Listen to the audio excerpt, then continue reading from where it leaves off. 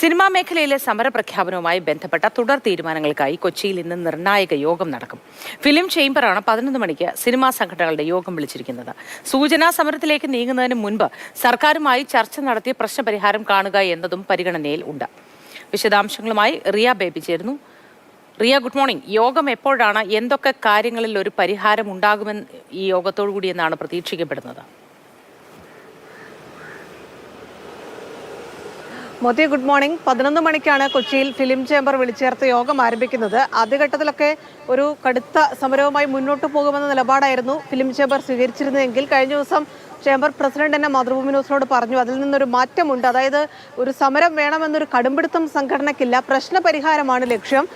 സർക്കാരുമായി ചർച്ചയ്ക്ക് ഒരു നീക്കം നടത്തുന്നുണ്ട്. അതുമായി ബന്ധപ്പെട്ട കാര്യങ്ങളായിരിക്കും ഇന്ന് നടക്കുന്ന യോഗത്തിൽ പ്രധാനമായും ചർച്ച ചെയ്യുക.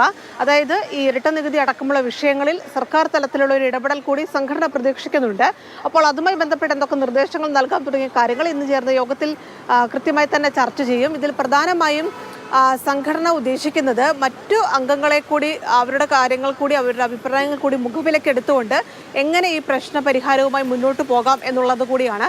അതുമായി ബന്ധപ്പെട്ട ചർച്ചകളാകും ഇന്ന് നടക്കുക. തിയേറ്റർ ഉടമകളുടെ പ്രതിനിധികൾ, ഡിസ്ട്രിബ്യൂട്ടേഴ്സ്, പ്രൊഡ്യൂസേഴ്സ് അസോസിയേഷന്റെ പ്രതിനിധികൾ തുടങ്ങിയവർ ഇന്നത്തെ യോഗത്തിൽ പങ്കെടുക്കുന്നുണ്ട്. എന്തായാലും ഒരു സൂചനാ പണിമുടക്കിലേക്ക് പോകുന്നതിന് പകരം സർക്കാരുമായി ചർച്ച നടത്തി പ്രശ്ന പരിഹാരം എന്നത് ലക്ഷ്യം വെക്കുന്നുണ്ട്. അതുമായി ബന്ധപ്പെട്ട തീരുമാനങ്ങൾ ഇന്നുണ്ടാകുമെന്ന് പ്രതീക്ഷിക്കുന്നുണ്ട്. മാത്രമല്ല, സംഘടനയ്ക്കകത്തും പുറത്തുനിന്നുമൊക്കെ ഈ സമരവുമായി ബന്ധപ്പെട്ട് വ്യത്യസ്ത അഭിപ്രായങ്ങളും എതിർപ്പുകളും ഒക്കെ മുന്നോട്ട് വന്നൊരു സാഹചര്യം കൂടി സംഘടനയ്ക്ക് മുമ്പിലുണ്ട്. അതുകൂടി പരിഗണിച്ചുകൊണ്ടാകും ഇന്നത്തെ ചർച്ചകൾ പോവുക. സൂചനാ പണിമുടക്കിന് പകരം ചർച്ചയിലൂടെ ഒരു സമവായം എന്നൊരു നീക്കം കൂടി ഇന്ന് മുന്നിൽ കാണുന്നുണ്ട്. ശരി, അറിയാം.